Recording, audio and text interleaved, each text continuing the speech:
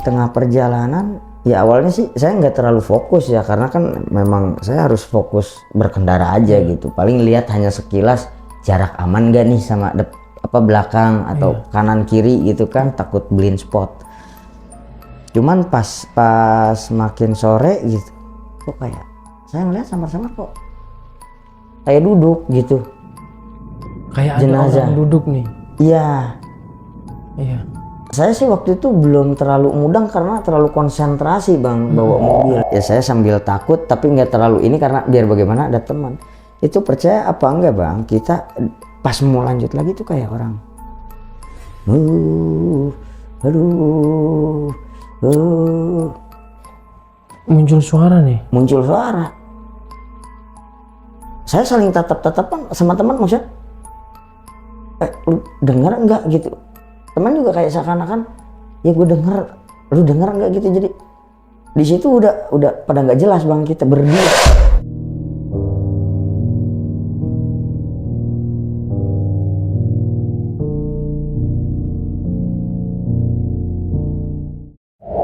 Assalamualaikum warahmatullahi wabarakatuh. Kembali lagi di Dimensi Mistik bareng gue Aris. Tapi sebelumnya di sini gue mau ngucapin terima kasih banyak buat kalian semua pastinya yang udah mampir atau mengklik video ini. Dan di samping gue ini juga udah ada seorang narasumber, yaitu seorang sopir ambulan nih, yang dimana narasumber ini pernah mengalami kejadian-kejadian horor pada saat pandemi COVID-19.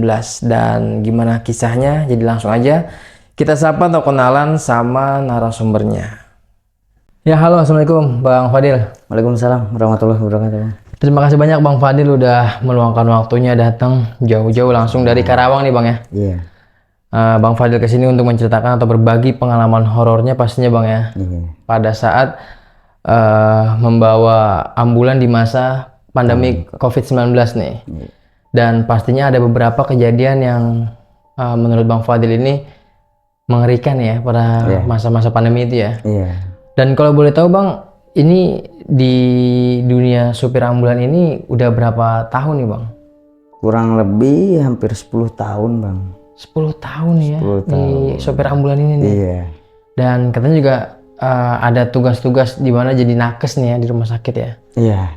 Sebagai penunjang ya, waktu itu kita memang supir ambulan itu tergabung di istilahnya palang hitam ya, yang dimana kita ini juga bertugas pemulasaran jenazah, yang mana kita jenazah-jenazah yang terpapar COVID itu memang ini. Cuman memang sebelumnya gini bang, mohon izin gitu ya sama abang dan para pemirsa gitu, untuk lebih lanjut iniannya saya mohon doanya untuk teman-teman saya, rekan-rekan saya gitu, senior-senior saya yang gugur pada saat melaksanakan tugas di masa pandemi gitu. Karena banyak juga teman-teman rekan-rekan saya gitu yang gugur pada saat-saat mereka bertugas gitu. Banyak yang berguguran ya. Banyak bang. Maka dari itu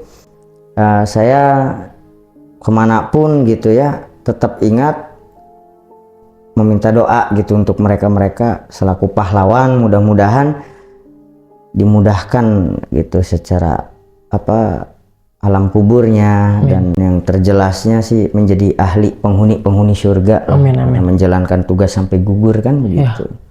Dan nanti juga ada beberapa kejadian-kejadian yang mengerikan yang dialami sama Bang Fadil ya. Tapi kita tahan dulu ceritanya Bang, biar teman-teman penasaran sama kisah lengkapnya seperti apa nih ya. Ya, buat kalian semua yang tadi udah denger kisi-kisi atau cerita pendek dari Bang Fadil barusan, dan buat kalian yang penasaran sama kisah lengkapnya, kalian tonton videonya sampai habis, jangan ada yang skip. Tapi di sini gue mau infoin dulu buat kalian, kalau kalian punya pengalaman horor kisah nyata mau jadi narasumber seperti Bang Fadil di sini, bisa banget. Kalian langsung aja kirim-kirim cerita horor kalian dengan cara chat ke nomor WhatsApp di bawah ini, atau kalian juga bisa langsung DM aja ke Instagram Dimensi Mistik. Nanti semua linknya gue cantumin di kolom deskripsi. Dan gue rasa cukup, nggak usah banyak berbasa-basi, jadi langsung aja kesaksian horor kita mulai.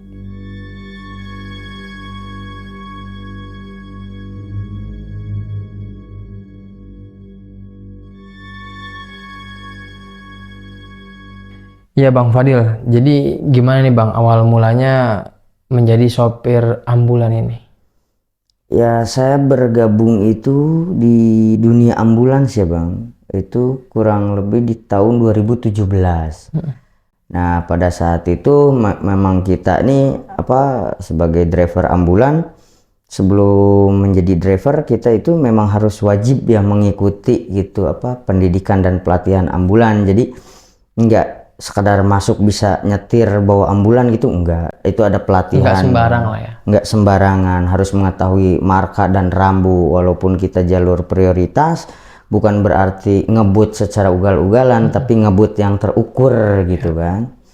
Nah, kita lebih banyak pelatihan yang wajib sifatnya gitu di masa pandemi Bang. Kenapa? Karena waktu masa pandemi COVID ini itu musibah bukan cuman sekedar di desa, di kota atau di daerah. Ini udah tingkat nasional, bahkan mungkin tingkat dunia ya gitu. Maka dari itu ya seluruh petinggi-petinggi segala macam itu ngasih arahan kita wajib pelatihan seperti penggunaan APD gitu, pelepasan APD, terus sterilisasi, serta ada namanya dekontaminasi waktu itu. Nah, setelah wajib selesai dari penugasan latihan, barulah kita tergabung Bang dalam tim yang namanya Palang Hitam waktu itu. Jadi bertugasnya sebagai pemulasaran jenazah COVID gitu yang terpapar COVID. Cuman waktu itu ya di saat di tengah kepanikan ya, kekhawatiran, tekanan gitu, karena jumlah pasien yang terpapar COVID sampai angka kematiannya pun tinggi ya. Selain tekanan kerja juga memang ada gitu hal-hal yang berkaitan sama janggal ya, horor mungkin gitu. Nah, itu memang saya alami waktu menjadi tim pemulasaran jenazah Bang. Mengalami kejadian horornya ya gitu. Pada saat itu kita kan ada 8 tim ya, 8 personil gitu untuk jadi 2 tim. Ada yang bertugas sebagai evakuator, ada yang sebagai pemulasaran jenazah, sama tim penggali kubur khusus waktu itu kan. Nah, kebetulan saya ngalamin hal horor itu waktu saya bertugas hantaran jenazah COVID waktu itu. Karena waktu masa pandemi hantaran jenazah itu kan jumlah personil ya, jumlah personil driver ambulans serta nakes. Nakes itu kan perawat, dokter, bidan dan lain sebagainya. Kalau kami ini kan bersifatnya penunjang gitu, penunjang kesehatan. Jadi pada saat pandemi dengan jumlah keterbatasan personil yang ada, hantaran jenazah itu hanya dilakukan sama driver dan ditemani sama jenazah doang Bang. Hanya berdua aja nih ya? Hanya berdua aja gitu. Dan memang waktu itu kejadiannya kalau nggak salah di hari Sabtu ya, jam 4 sore saya dapat telepon gitu. Karena memang pada dasarnya Bang, di dunia ambulan ini harus mengemban 3 gitu. Yang pertama, bahasa penting dan urgent itu jangan pernah dipakai bercanda. Ya, pasti. Kedua, quick respon. Yang ketiga, kalau kita ada tugas 4 orang itu dilarang tidur semua. Jadi kalau mau 2 tidur, 2 terjaga, standby. Nah, kebetulan waktu itu memang saya ditugaskannya menjadi pengantar gitu, pengantar jenazah gitu ya, yang terpapar COVID gitu. Nah, di jam 4 itu ada telepon masuk, saya diminta untuk ngambil jenazah gitu ke lokasi yang dimaksud kan. Akhirnya datanglah saya ke sana bawa ambulan beserta peti khusus sama kantong jenazah khusus. Ini pengambilannya dari salah satu rumah sakit ya pastinya? Dari rumah warga waktu itu. Dari rumah warga. Udah meninggal nih pada sudah saat meninggal, cuman sebelum dievakuasi kan terlebih dahulu nakes yang ke sana. Jenazah ini kita pastikan terpapar atau tidak gitu. Kalau tidak ya kita proses iniannya pemulasarannya ya normal dan sewajarnya layaknya umum kita gimana lah gitu kan. Tapi kalau terpapar itu mau nggak mau udah bagian apa metode atau teknisnya itu harus melalui SOP pandemi kita gitu, standar SOP kita.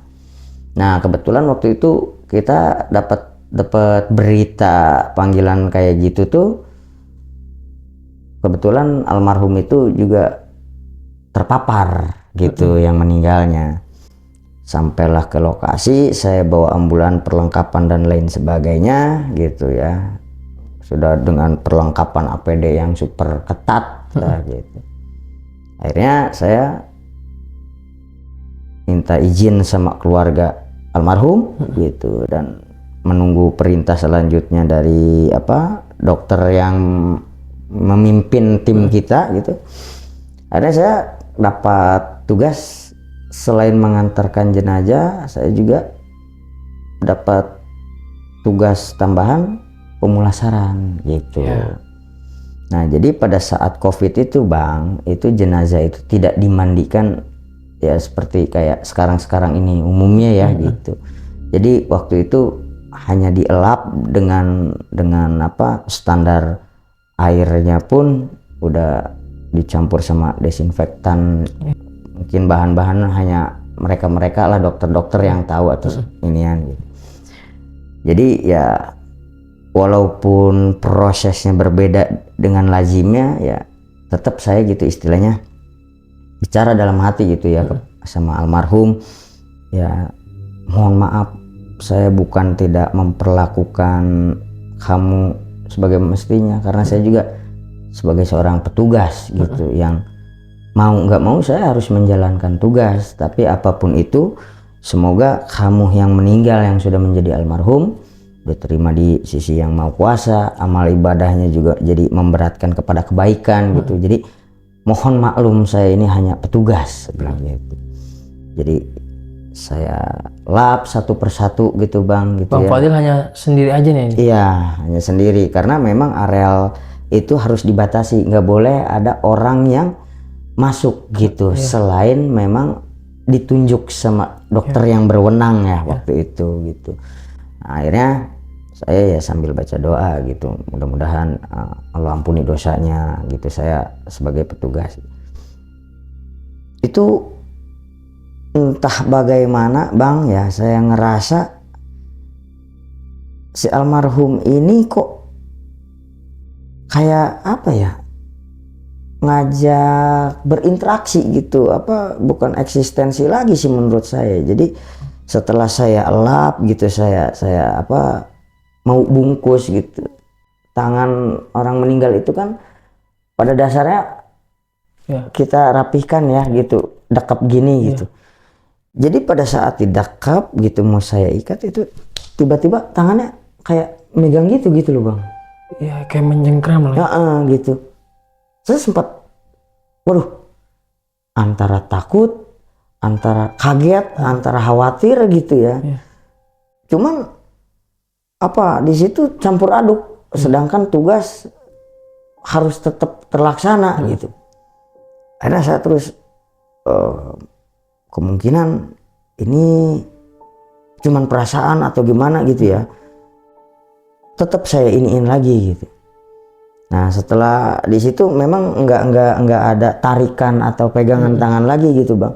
Cuman saya ngerasanya gini, kayak si jenazah ini kayak hidup ya gitu. Maksudnya kayak ya tolong dong jangan bikin takut saya kan menjalankan tugas gitu. Dan saya harus segera mengebumikan kamu gitu, walaupun dengan cara standar COVID yang sekarang gitu kan. Saya itu seakan kayak gimana ya, jenazah itu kayak merem tapi kayak ngedengerin. Di situ aura mistis sih jelas berasa banget Bang gitu ya.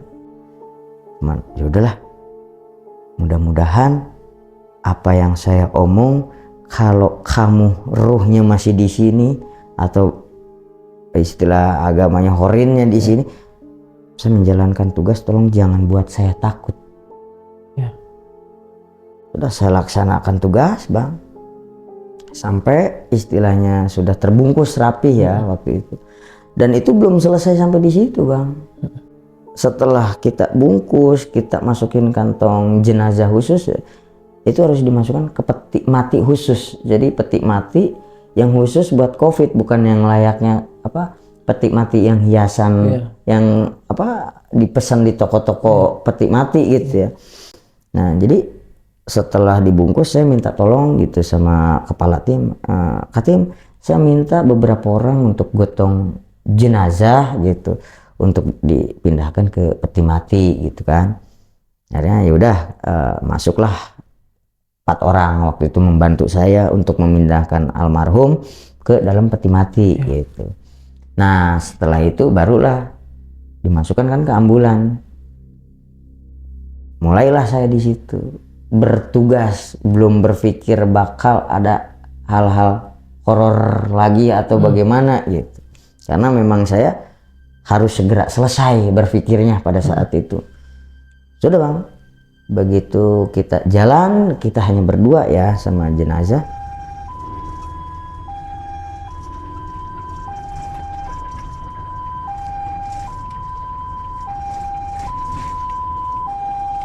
Kisaran jam berapa nih, Bang? Pada saat Kisaran itu selesai hampir jam 7 atau jam 8 sore ya, malam lah gitu. Sampailah istilahnya kita di perjalanan gitu, apa ya, saya juga tetap apa baca doa ya gitu, berzikir segala macam. Itu awalnya sih saya ngerasa belum terjadi apa-apa gitu. Sampai kejadian di tengah jalan, kok peti mati gedebuk, gedebuk, gedebuk gitu. Entah itu suara ketukan entah suara seperti orang kayak apa, mau buka peti mati kah gitu. Wah, iya. Nah, di situ saya udah mulai ngerasa ini udah ada yang nggak beres gitu. Entah ini apa ulah setan, entah ini ulah jin, entah ini ulah ruh, apapun itu, yang jelas ini udah berkaitan sama eksistensi dunia astral gitu. Dan di situ udah mulai nambah apa, saya juga agak deg-degan juga gitu, Bang, karena kita emang berdua gitu kan. Iya. Ini jelas banget nih yang Bang Fadil denger itu. Iya, jelas banget. Bunyinya dari peti mati. Awalnya samar, duk duk duk gitu. Saya pikir hanya apa namanya di jalan kan mungkin ada batu kerikil atau apa kan gitu. Sampai kok lama-lama duk duk gitu, makin jelas gitu. Nah, di mana makin jelas itu saya makin gimana ya, perasaan tuh kayak nggak jelas gitu, antara takut, khawatir, tapi ya saya harus tetap mengontrol karena saya lagi berkendara kan gitu. Cuman saya pernah ingat pesan orang tua, Bang. Nak, kamu sekarang jadi supir ambulan. Ketika kamu jadi supir ambulan, teman-temanmu udah bukan teman-teman layaknya sebaya, teman sekolah atau ini. Kamu juga berteman sama yang lain. Itu nggak bisa lepas katanya dari hal-hal kayak gitu. Dan itu terbukti salah satunya dengan apa eksistensi yang saya rasa itu ya, yang momentum banget gitu. Oh iya, jadi artinya kita berdampingan dengan dunia kayak begitu. Mau nggak mau, percaya nggak percaya, dan memang saya ngalaminnya seperti itu, ya akhirnya ya udah sudah, yang penting jangan sampai mengganggunya secara fatal gitu. Walaupun saya dalam keadaan takut, Bang, sebenarnya gitu. Sudah begitu sampai di lokasi gitu ya, sampai di lokasi kita kan menyerah terimakan juga nggak sembarangan gitu, harus berdasarkan serah terima laporan gitu. Ini jenazah yang dimaksud dengan tinggi berat badan, jenis kelamin, dengan alamat ini gitu. Nah, di mana ada personil apa gali kubur khusus ya, khusus COVID, di sana itu ada 4 orang gitu, Bang. Nah, jadi setelah saya serah terima itu, saya standby lagi di ambulan gitu. Nah, ketika saya di ambulan tuh ngelihat dari ya nggak jauh-jauh banget gitu bang jaraknya gitu. Cuman kok saya lihat kayak ada orang hitam-hitam gitu, maksudnya kayak pakai baju hitam-hitam gitu ya. Cuman nggak jelas cewek apa cowoknya, tua apa mudanya itu nggak jelas ya, karena kan kita juga waktu itu terbalut kacamata yang apa ini banget ya gitu, masker segala macam. Saya sih mungkin salah lihat atau bagaimana gitu. Cuman saya perhatiin karena apa bang, di area pemakaman COVID itu areal yang sangat terbatas. Jadi memang hanya personil yang ditugaskan saja yang berada di situ gitu. Keluarga almarhum atau keluarga jenazah ini kalaupun mau mendoakan atau ikut berziarah gitu ya, apa mendoakan yang ini keluarga, itu di areal yang kita tentukan yang jaraknya jauh dan aman gitu. Artinya di situ ini bukan orang atau personil gitu. Saya di situ kayak wah ya memang, apalagi kan di pemakaman gitu ya, apa horornya memang tempatnya. Saya yakin ya walaupun itu bukan si almarhum, itu mungkin setan entah apa, yang jelas dia bereksistensi menampakkan gitu di tengah-tengah orang lagi sibuk menurunkan peti gitu kan. Soalnya penerangan juga terbatas bang, pencahayaan lampu yang apa portable itu. Saya ngerasa kok ini orang kadang ada di sini tapi di sini, jadi berpindah-pindah gitu tempatnya bang, tapi selalu kayak apa sih, nyempil gitu loh, kayak apa sih, berdesak-desakan kayak gitu di tengah-tengah orang lagi sibuk gitu. Saya ngerasa itu udah bagian dari ini udah nggak beres ini gitu kan. Akhirnya proses pemakaman itu selesai sampai kurang lebih jam 11 malam bang. Jam 11 malam akhirnya sudah, setelah selesai kita laporan sama keluarga bahwa yang bersangkutan sudah kita makamkan. Selebihnya acara keluarga kalau emang mau ditahlilkan atau segala macam, yang penting jaga jarak, waktu itu kan standarnya gitu, protokol kesehatan. Setelah serah terima sama keluarga, laporan kita juga serah terima sama kepala tim, nah, baru kita menunggu perintah ditarik atau tidak gitu. Dan kebetulan waktu itu langsung di ACC, ya sudah kalau memang udah kondusif balik ke armada gitu. Nah setelah kita semua siap-siap gitu kan dengan kendaraan masing-masing, kendaraan khusus ya, pada saat pandemi, saya pulang sendiri bang lagi kan. Nah supir ambulan itu kan apa, selain merujuk juga kita berkewajiban mengontrol elektrikal seperti kayak inverter, listrik cadangan, oksigen kayak itu kan bagian daripada tanggung jawab kita kan. Nah setelah kita pulang ke armada, ya kita sterilisasi, dekontaminasi ambulan segala macem kayak gitu. Cuman saya di dalam ambulan ini ngomong gitu bang, apa kayak ya hari ini kamu bawa orang meninggal kena COVID. Mudah-mudahan tadi penumpang tadi atau jenazah tadi biar menjadi saksi pengabdian saya bilang begitu. Dan mudah-mudahan juga ya mendoakan saya, mendoakan negara biar pulih kembali gitu. Kalaupun ada yang mungkin apa kurang baik perlakuan saya atau cara saya, ya untuk almarhum yang tadi saya lupa namanya atau ini, saya mohon maaf. Itu bang, percaya nggak percaya, seakan-akan ada yang nyautin, sudah kamu kerja yang baik-baik saja. Muncul suara nih dari... Muncul suara. Wah itu saya di situ sempat ya gitu, astagfirullahaladzim gitu. Saya tutup pintu tuh bang. Cuman saya nggak larinya karena salah dengar nggak ya, tapi kok ya nyata gitu, saya dengar gitu, karena memang saya apa ya mohon maaf ya, bahasa kalau kata di kampung menumpang-numpang apa segala macam lah ya gitu ya. Saya bilang ya mohon maaf kalau ada perlakuan yang ini kurang baik dari saya juga manusia yang punya banyak salah, cuman saya berniat melakukan tugas sebaik-baik mungkin gitu. Seakan-akan kayak berinteraksi gini Bang, udah jangan dipikirin, kamu udah melakukan yang terbaik gitu.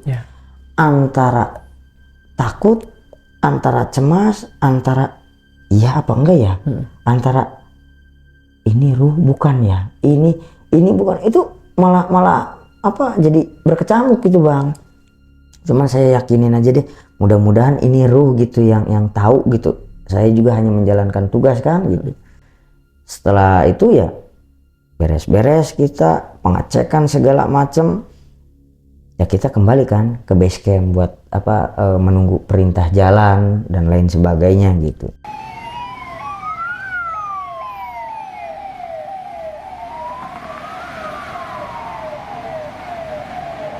Nah setelah ini juga banyak kejadian-kejadian gitu Bang yang bersifat masih kejadian horor ya gitu.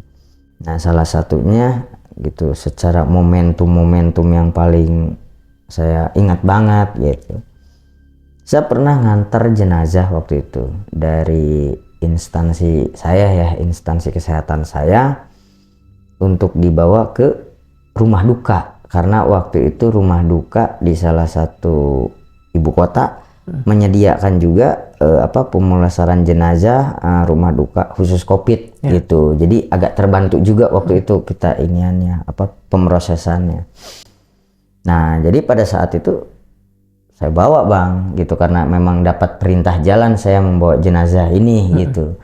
Dan kebetulan jenazahnya itu meninggal, ada penyakit bawaan ya, komorbid, dan kebetulan juga emang terpapar COVID waktu itu. Jadi dokter memang menyarankan ini harus secara pemulasaran standar COVID, dan keluarganya juga alhamdulillahnya menerima itu. Cuman karena waktu itu kasus angka kematian, angka orang-orang yang terpapar COVID makin hari makin meningkat gitu. Akhirnya ada solusi, ada salah satu rumah duka yang menerima pemulasaran secara COVID gitu. Akhirnya dokter menganjurkan gimana kalau misalkan dibawa ke sana, dan keluarga juga ya udah nggak apa-apa, yang terbaik saja gitu solusi dari orang-orang medis. Nah akhirnya waktu itu silahkan keluarga berangkat duluan atau iring-iringan sama saya. Waktu itu meninggal itu sekitar jam 1 siang Bang, meninggal di instansi kita nih gitu. Sampailah ibaratnya kurang lebih di jam 5 sore itu proses selesai untuk hantaran waktu itu. Nah akhirnya saya ditunjuk untuk mengantar jenazah tersebut gitu, dengan APD yang lengkap, super ketat gitu ya. Saya antarlah ke rumah duka gitu yang ini bersertifikat standar COVID gitu. Nah di tengah perjalanan waktu itu kurang lebih 5:30 gitu Bang, belum sampai jam 6 lah, 5:30 saya biasa gitu masuk jalur khusus, karena ya memang prioritas kan gitu, masuklah jalur busway dan lain sebagainya. Di mobil itu kan ada kaca ya, enggak ambulan aja sih, semua mobil juga ada kaca kan gitu. Dan jenazah COVID ini memang belum terbungkus apa-apa gitu, baru memang meninggal di rumah sakit gitu, dan ada persetujuan dari keluarga untuk dikremasinya di rumah duka gitu. Dan kita memang angkanya lagi ngebludak gitu, rumah sakit hampir kelelahan gitu. Jadi pas saya bawa di tengah perjalanan, ya awalnya sih saya nggak terlalu fokus ya, karena kan memang saya harus fokus berkendara aja gitu. Paling lihat hanya sekilas jarak aman gak nih sama belakang atau kanan kiri gitu kan, takut blind spot. Cuman pas makin sore gitu, kok kayak saya ngeliat samar-samar kok kayak duduk gitu, kayak jenazah ada orang duduk nih. Iya. Saya sih waktu itu belum terlalu mudeng karena terlalu konsentrasi Bang bawa mobil gitu.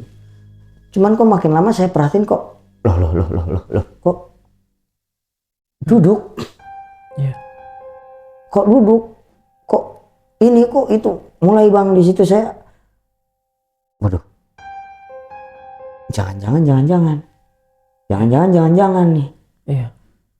Sepanjang jalan itu saya nggak berani lihat kaca, sampai saya balikin kaca belakang. Saya dalam hati, mudah-mudahan apa yang saya lihat salah gitu, karena soalnya apa ya, nggak ada lagi orang dan saya sama jenazah aja bang, sama jenazah doang gitu. Dan begitu saya kejadian kayak gitu, saya balikin kan spion, udah saya tancap gas gitu. Selain pengen buru-buru karena emang udah nggak enak juga gitu bang, udah takut saya juga. Walaupun supir ambulan terbiasa bawa ini bawa itu, tetap aja kalau ketemu sama yang begitu mah sebenarnya mah ada bang rasa takut. Manusiawi lah ya. Manusiawi, cuman ya kita agak gengsi aja mengakuinya gitu kan. Saya bawa ceritanya. Begitu sampai di rumah duka yang dimaksud, saya lihat ke belakang, ya nggak ada tanda-tanda duduk, nggak ada tanda-tanda, pokoknya kayak semula dinaikin gitu. Tapi saya itu yakin bang, di tengah perjalanan itu duduk dengan jelas nih. Dengan jelas bang, bukan oh bayangan, oh ini itu, enggak, memang dengan jelas. Makanya saya langsung balikin kacanya. Ya, cuman waktu itu kan nggak mungkin saya bercerita sama siapapun selain hal sensitif, takut ada ketersinggungan. Keduanya orang, alah itu mungkin salah lihat atau gini, udah cukup lah itu jadi apa, pil pribadi yang saya telan gitu kan. Nah dari situ saya makin percaya bang, bahwa apa yang ibu saya bicarakan gitu ya, pernah ngewanti-wanti gitu, bahwa kita itu teman itu bukan dari kalangan kita manusia aja gitu. Yang kayak begitu juga suatu saat jadi teman, dan ternyata itu benar bang. Nah setelah kejadian itu juga saya banyak juga gitu ya, salah satunya masih di masa pandemi ini juga gitu. Jadi kejadiannya itu sebetulnya pagi bang, kisaran di jam 9-an pagi, jam 8 apa jam 9 pagi deh, pokoknya ya pagi jam-jam segitu. Karena waktu itu momen-momennya kan orang COVID, apalagi di sebuah apa rumah sakit atau instansi kesehatan, orang itu berstandarnya ber-APD. Jadi kita nggak tahu yang mana yang namanya si A, si B, karena semua muka itu ketutup masker berlapis-lapis, baju pakai hazmat segala macam kan gitu. Sampai apa toilet aja ada batasan-batasan gitu. Masuk toilet itu harus orang yang sudah di swab hasilnya negatif waktu itu kan.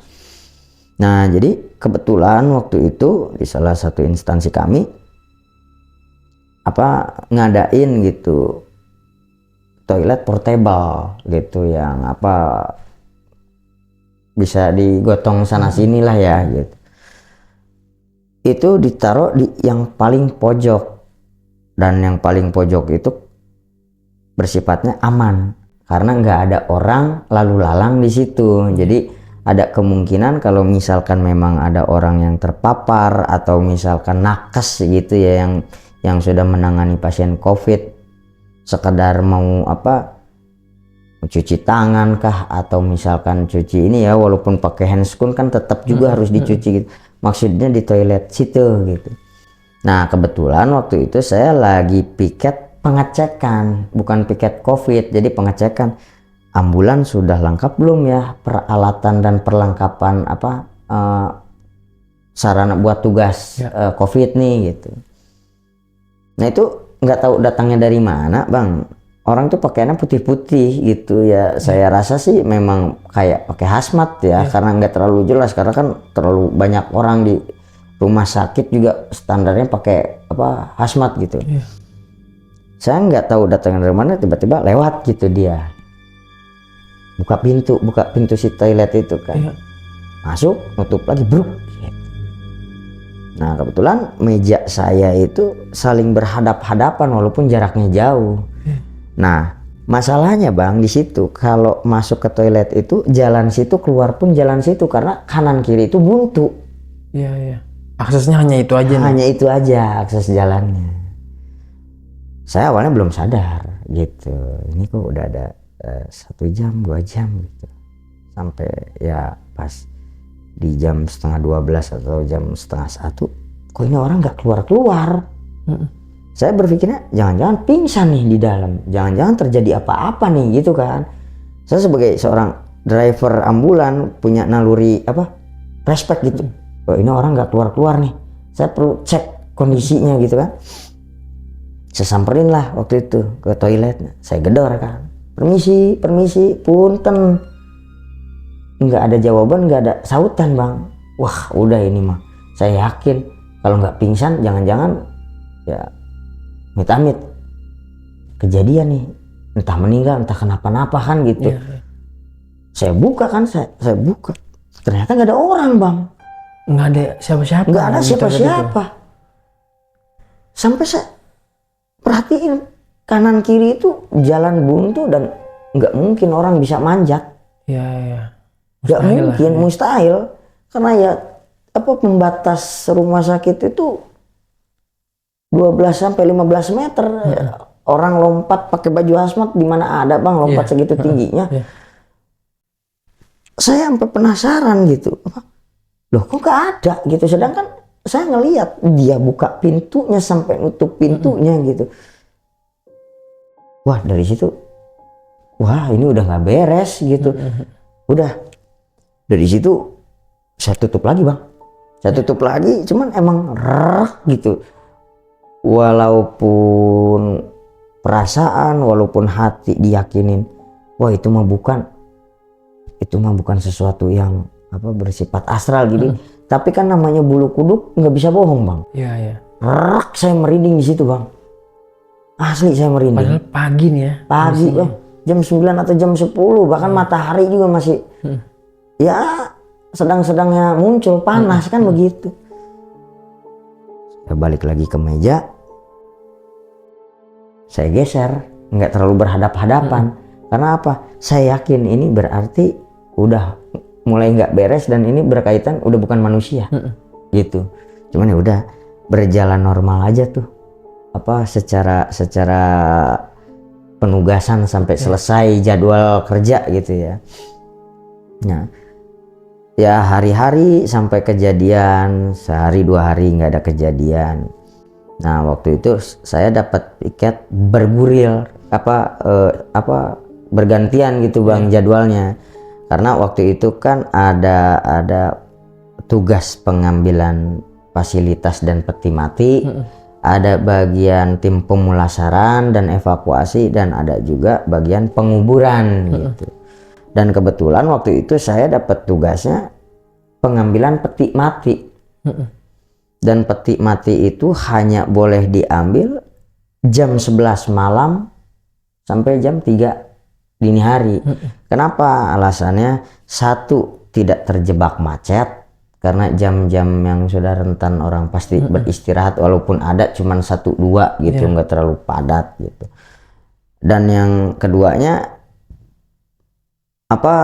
jam-jam segitu pasti udah ada stok peti mati yang udah jadi pastinya gitu. Dan kebetulan waktu itu saya dapat piket jaga pengambilan peti, diperintahlah sama dokter. Nah sampai ke lokasi yang dimaksud tuh pembuatan peti, dan pembuatan peti ini bang dibuatnya ini di tengah-tengah areal pemakaman umum. Masih di kota Jakarta nih? Masih di kota Jakarta. Kita kan gini, nggak ada berpikir ngambil peti mati di areal pemakaman dan lain sebagainya. Ya udah kita ngambil peti aja kan gitu. Sampai ada satu kejadian yang menurut saya itu bikin saya panik dan takut benar-benar. Dan itu saya ceritakan bang sama salah satu orang karena saya saking takutnya gitu. Jadi saya bawa ambulan, pas di tengah-tengah areal kuburan gitu, ada ya jarak 5 atau 10 meter kayak ada orang gitu melambai tangan-tangan. Saya pikir waktu itu, saya mikirnya ini si pengrajin peti matinya mau ikut nebeng jalan karena jauh atau gelap. Saya pikir gitu. Saya klakson, Tidit, ayo sini gitu, ikut bareng, hitung-hitung biar ada teman saya pikir gitu kan. Cuman begini-begini aja gitu. Nggak dengar kali ini orang. Ya udah, akhirnya saya coba deketin. Makin saya deketin dia kayak menghindar gitu, sampai salah satu ada pemakaman pakai apa, gapura gede gitu. Dia kayak kebalik gapura, tapi begitu saya lewat gitu saya lihat nggak ada. Cuman saya udah mikir emang ini udah bukan manusia. Udah saya abaikan, tapi saya juga takut sebenarnya, Bang.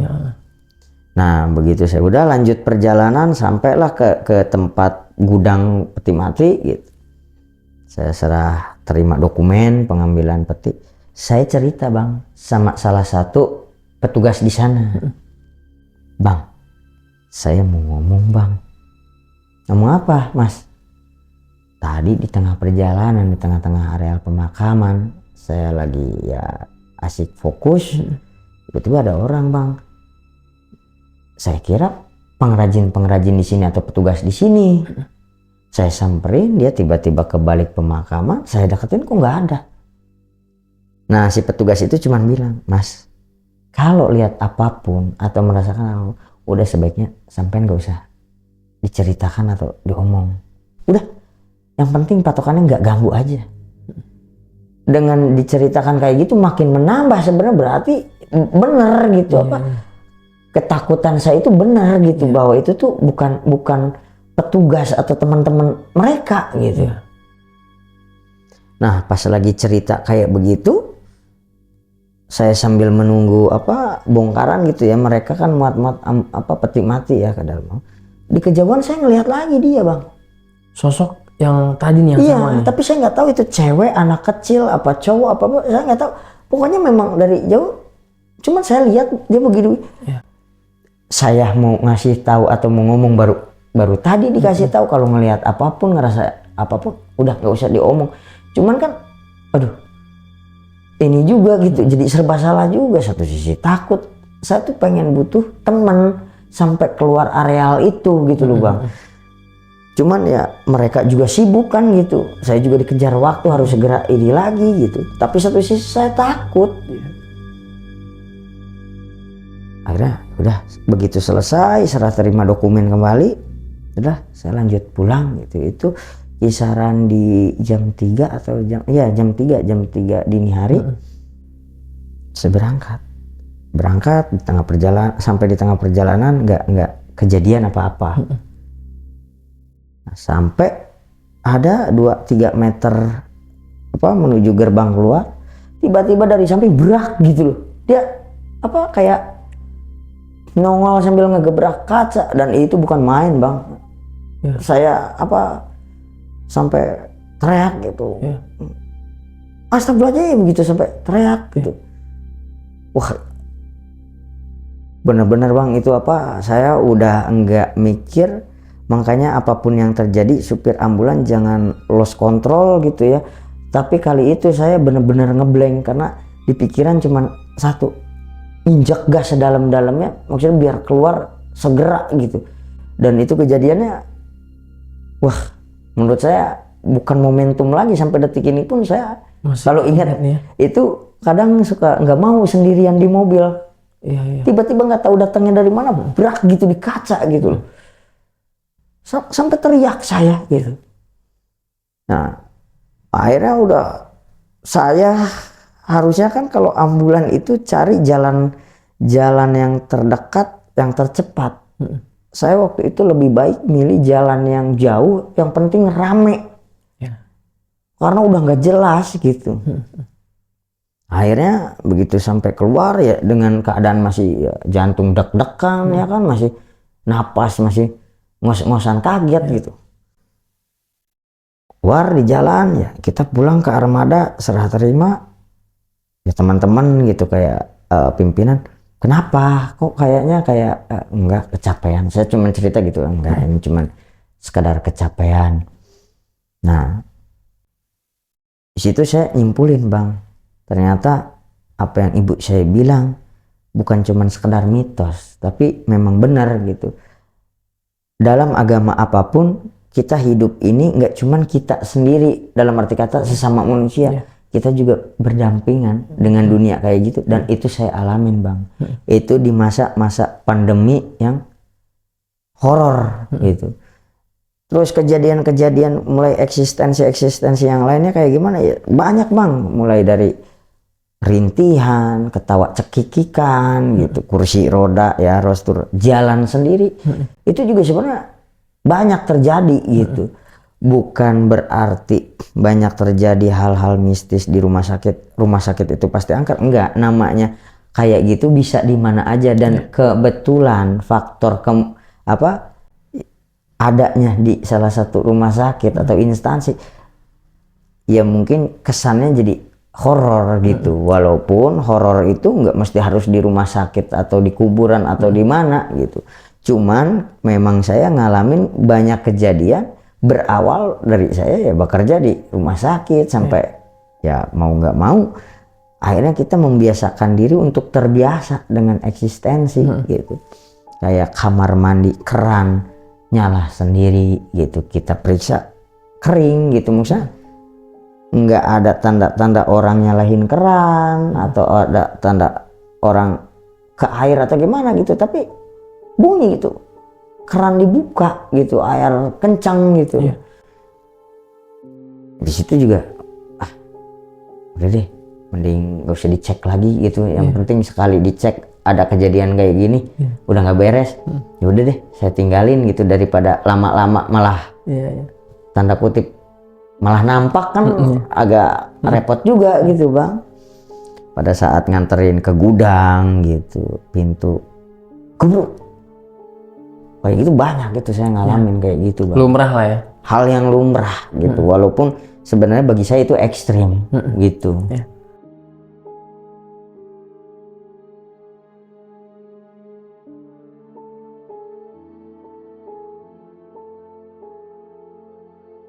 Nah, jadi ada lagi nih Bang, masih di fase pandemi ya gitu. Ya, berkaitan hantaran jenazah. Waktu itu saya sebetulnya udah lepas jaga, waktu itu udah waktunya pulang sih sebenarnya. Cuman karena armada waktu itu kosong, teman-teman sibuk rujuk, sibuk evakuasi lain sebagainya gitu. Dan kebetulan waktu itu kalau nggak salah ada berbarengan dengan laka lantas waktu itu. Jadi benar-benar armada tuh kosong. Nah, sedangkan saya tuh udah jam harusnya pulang ya, tapi kita ingat kan gitu walaupun waktu kita pulang, tapi ketika ada panggilan darurat ya kita harus mengutamakan isi waktu panggilan darurat ini kan. Akhirnya saya konfirmasi gitu ke pimpinan, Dok saya siap meluncur ke lokasi yang dimaksud. Sudah Mas, butuh waktu 10 menit untuk sampai ke lokasi. Wah kalau 10 menit kayaknya nggak kekejar, pakai APD aja bisa 20 menit sampai 30 menit, saya bilang gitu. Pokoknya apapun yang terjadi segera ya, kalau segera saya usahakan, tapi kalau untuk durasi waktunya saya belum bisa nentuin. Akhirnya saya sambil buru-buru Bang waktu itu ya, buru-buru ke gudang perlengkapan, minta difasilitasi baju hazmat lain sebagainya gitu ya. Akhirnya setelah saya udah pakai APD lengkap segala macam, saya waktu itu ditemenin sama petugas, entah itu dari kelurahan, entah dari itu pokoknya aparatur setempat lah ya gitu. Kebetulan aparatur itu juga dilengkapi dengan APD yang pastinya gitu. Akhirnya kita jalan ke alamat yang dimaksud gitu. Nah, sampai ke sana kebetulan Bang, jenazah yang mau kita evakuasi itu adanya di lantai 2 dan tangganya itu sempit, dan yang bersangkutannya si jenazah ini postur badannya lebih besar dari petugas yang mengevakuasi. Iya. Sempat bingung waktu itu bagaimana kita mengevakuasinya, karena untuk keluarga dan orang-orang yang nggak ber-APD kan nggak boleh terlibat, walaupun itu bersifatnya membantu kan gitu, bahaya lah gitu. Akhirnya kita mikir kita harus butuh 5-10 orang ini, itu pun petugas-petugas yang ber-APD dan bersertifikat yang jelas. Karena ini rentan kita gesek-gesekan, karena tangganya sempit, khawatir takut hal-hal yang tidak diinginkan bakal terjadi, entah robek baju pengaman, entah kita tergelincir jatuh dari tangga lain sebagainya kan gitu. Akhirnya saya telepon, tolonglah minta jumlah personil lebih banyak daripada personil sebelum-sebelumnya, saya bilang gitu. Akhirnya alhamdulillah dikirim tuh Bang, kurang lebih 11 orang personil ya waktu itu, walaupun menunggu agak lama gitu. Nah begitu kita datang, kita evakuasi dulu ke lantai 1 gitu, karena kalau di lantai 2 kan agak repot juga. Nah waktu itu saya bilang, ini yang piket siapa? Saya sebenarnya jam pulang. Kalau saya pemulasaran jenazah takutnya lama. Bagaimana kalau saya perannya hanya membantu mengantarkan aja? Saya bilang gitu. Yang piket yang mengurus pemulasaran jenazah, karena badan saya juga udah capek banget, saya bilang gitu. Karena adalah beberapa rekan gitu, ya udah Bang, kita aja deh yang pemulasaran, kalau gitu Abang yang pengantaran. Oke, udah. Nah akhirnya setelah pemulasaran jenazah ya di lantai 1 gitu, biasalah kita urus, kita lap, kita ini kita itu, baru kita masukkan ke peti, kita bungkus kembali, kita masukin ke ambulan. Nah di situ ada salah satu rekan kita, Bang, di mobil khusus, kendaraan khusus nggak muat Bang, gimana kalau saya ikut sama Abang aja? Nggak apa-apa, ikut sampai ke pemakaman juga waktu itu gitu. Ya udahlah, lebih bagus ada teman, saya bilang gitu kan. Di situ sih percaya nggak percaya ya Bang, maksudnya begini, walaupun kita berani jangan sompral juga gitu, maksudnya jangan ngomong asal atau sembarangan gitu, walaupun kita berani juga gitu. Iya deh, bagus, lu di ambulan hitung-hitung nemenin gua. Nah teman saya bilang, iya harusnya kita bertiga, kalau cuman berdua ntar yang ketiganya setan. Jangan ngomong kayak gitu, ini kita bawa apa? Itu saya bilang kan. Tawa aja dia. Sampai di tengah perjalanan ya kita ngobrol gitu, lu piket sampai jam berapa gitu kan? Oh sampai jam segini Bang, gini. Lu bagian jadwal apa? Kita lagi ngobrol biasa gitu, ngobrol tentang ya. Cuman peti mati tuh gubrak gitu. Kondisinya malam nih? Sore itu Bang, sore kisaran jam 6:30 lah, 6:30 sore gitu. Gubrak gitu. Saya kenapa tuh? Udah safety belum gitu, maksudnya kan walaupun kita taruh di ambulan, peti mati juga tetap pakai sabuk ya gitu, maksudnya biar nggak berubah inian gitu. Aman, kok gubrak. Sempat waktu itu saya menepi Bang, ke bahu ke pinggir jalan gitu. Coba berhenti cek dulu, takutnya ada tabung oksigen kecil atau apar kecil gitu, niban atau apa, saya khawatirnya gitu kan gitu. Coba lu cek, saya bilang itu ke rekan saya. Ya udah, dia ke belakang ngecek, nggak ada apa-apa Bro, nggak ada yang jatuh. Masa iya sih? Soalnya kan lu juga dengar, iya gue juga dengar guprak gitu. Kayak awalnya sih saya pikir gini Bang, kayak barang jatuh ke peti, bruk, ngeglinding gitu. Saya pikirnya gitu. Tapi nggak ada yang jatuh. Oh mungkin di rak dalam, karena kan ambulan juga ada rak dalam tuh Bang, di bawah berangkar itu kan ada rak buat alat-alat skop gitu kan, tanduk lain sebagainya. Oh mungkin di dalam rak sini kali gitu. Ya udah deh, nggak apa-apa, udah kita lanjut aja gitu. Ya udah. Nah di perjalanan kita lanjut ngobrol lagi kan gitu. nggak lama kayak gubrak sekali tapi kenceng bang. Apalagi nih saya bilang gitu. Cuman di situ saya ngerasa kayak ini bukan sesuatu benda yang jatuh gitu, atau bukan karena benturan atau apa, ini ada ya pokoknya ganjil gitu.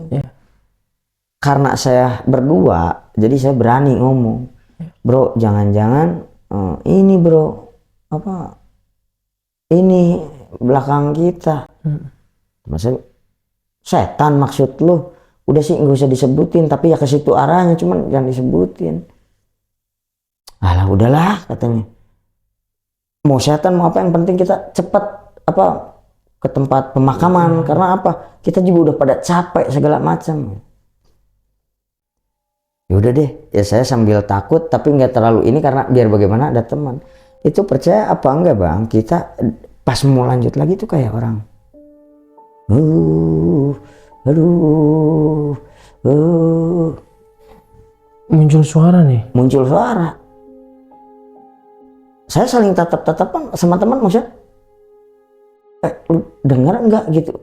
Teman juga kayak seakan-akan ya gue denger, lu denger enggak gitu. Jadi di situ udah pada nggak jelas bang, kita berdua, padahal kita berdua tapi tetap aja kalau ngedengar secara langsung itu Iyalah. agak ya gimana gitu saling. Dari situ teman saya nggak pernah tuh apa ngomong-ngomong sembarangan segala macam. Cuman kan akhirnya jadi dampak juga, maksudnya ke sayanya juga jadi ikut kejadian eksistensinya kan gitu, jadi nambah kekhawatiran dan takut. Wah udah dari situ saya, Jo baca doa Jo, gue juga baca doa Jo. Iya bro, gue juga baca doa. Yang tadinya sompral segala macam jadi saling, lu juga jangan lupa berdoa ya. Aduh. Sepanjang perjalanan nih. Sepanjang perjalanan di dalam peti mati itu. Iya. Nah itu kisah-kisah yang paling momentum di masa-masa pandemi COVID ini. Yang saya bawa gitu kisahnya kemari gitu, dan itu pengalaman apa yang saya rasa gitu. Dan yang terakhir itu saya sama teman juga berarti sama yang teman ngalamin. Iya ngalamin. Ya Bang Fadil, berarti memang ada beberapa kali kejadian yang dialami secara langsung ya, baik Bang Fadil dan pada saat sama teman-temannya nih. Iya. Pada waktu jadi sopir ambulan atau nakes lah ya. Iya. Menjadi tenaga tambahan medis nih di rumah sakit ini. Bang, tapi nanti bakal kita lanjut aja deh Bang di sesi pertanyaan ya. Siap.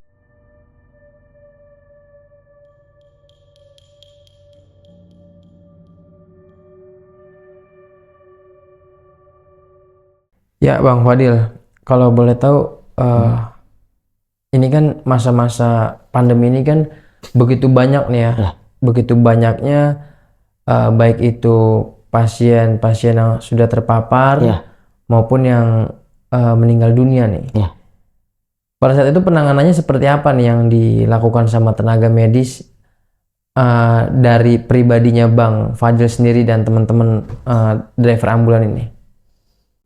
Ya yang dilakukan ya secara poksi penugasan itu, kita itu ada 3 tugas gitu yang secara berputar gitu. Ada yang bagian pemfasilitas gitu, kayak yang kalau ada kejadian apa-apa, oh ini hazmatnya, ini skopnya, ini handscoon-nya, ini maskernya, ini haircraftnya segala macam. Itu teman itu ada yang bagian memang masing-masing bagian. Ada juga yang bagian pemulasaran itu mulai dari kayak baju jenazah ini kotor enggak, kotor noda makanan atau mohon maaf kotoran almarhum sendiri atau apa gitu. Kalau dinyatakan enggak ada kotoran seperti itu ya nggak apa-apa, dibalut atau dibungkus dengan baju itu juga gitu. Yang penting tetap dilaksanakan pemandiannya atau sentuhan air yang memang udah apa mungkin dicampur ya sama bahan-bahan entah kimia entah apa gitu, yang jelas itu apa desinfektan gitu untuk sterilisasi. Nah ada juga bagian penguburan gitu, jadi di mana teman-teman COVID ini juga berjibaku sama apa tim gabungan ya, waktu itu kan TNI, Polri, Basarnas, BNPB, Damkar semua juga terlibat itu semua waktu pandemi itu, semua elemen lah gitu. Apa bertugas untuk mengamankan areal pemakaman sampai jadi tukang gali kuburnya juga gitu. Jadi semuanya harus bisa nih ya. Harus, karena wajib. Pada saat itu benar-benar darurat nih. Darurat medis sama sekali. Keadaannya. Iya, darurat medis. Dan pastinya ada banyak dukanya nih. Ya suka duka ya. Kalau suka duka mungkin kalau cerita penjabaran sih kesannya lebih banyak dukanya ya. Tapi yang kita rasa itu justru sebenarnya banyak sukanya Bang. Kenapa? Yang jelas gini dukanya, ketika masa pandemi harus ngelihat banyak jenazah bergelimangan, tergeletak. Apalagi saya paling nggak kuat apa perasaan saya gitu ya, kalau anak kecil Bang, itu paling nusuk banget gitu. Apa suatu saat gue punya anak, suatu saat ya belum, gue nih kan punya adik juga, gue punya ponakan, saya ngebayangin seakan apa ya itu anak saya, itu adik saya, itu ponakan. Ya nggak munafik Bang, walaupun laki-laki pada saat itu saya nangis gitu maksudnya karena apa, wah kalau diceritain gitu ya, terus ngelihat temen gugur gitu apa, hari ini kita ngopi ketawa, tiba-tiba malam tugas pagi ada berita duka cita rekan kita dari instansi sebelah, ini itu kayak nyesek banget Bang. Ini faktor kelelahan nih. Iya, faktor kelelahan, faktor terpapar COVID, dan banyak faktor-faktor lain gitu pada saat COVID itu, jadi semua banyak faktor akhirnya gitu. Tingkat stres, depresi, kan ini kapan kelarnya gitu karena COVID kok lama banget gitu. Dan yang paling ya lebih mirisnya gitu, selain angka COVID makin bertambah, kayak kita juga udah pola hidupnya udah nggak sehat sebetulnya di era COVID Bang. Kenapa saya bilang? Karena pada saat kita pakai APD itu kan satu jadwal ya, maksudnya jam kerja kita misalkan 8 jam, berarti selama 8 jam nggak boleh itu buka APD. Sama sekali nggak boleh terlepas nih ya. Nggak boleh terlepas, apalagi di areal yang memang zona merah ya gitu. Jadi waktu itu sempat kita beli pampers untuk, mohon maaf, buang air di situ, aromanya kita sendiri yang nyium. Jadi banyak juga makanya faktor orang gugur ya, orang meninggal karena apa, udah pokoknya darurat banget gitu. Sampai segitunya ya? Ya abis kita mau buang air otomatis harus buka Bang APD, dan setelah buka itu kita harus buru-buru ke ruangan khusus namanya dekontaminasi gitu, disemprot apa desinfektan, harus di ultraviolet atau kena apa sinar matahari langsung gitu ya, maksudnya biar dijemur atau, jadi ya udah kita buang air aja sampai pada saat itu dimana pampers udah agak stoknya mulai langka, mohon maaf gitu, kita sampai pakai pembalut perempuan Bang. Iya. Saking apa? Kita buang air udah ya udah kacau lah gitu ya. Dan yang lebih paling apa, supir ambulan itu paling dalam kecewanya ketika evakuasi pasien ke rumah sakit itu nggak berhasil, meninggal di perjalanan atau meninggal di ambulan. Itu merasa kayak kita supir yang gagal.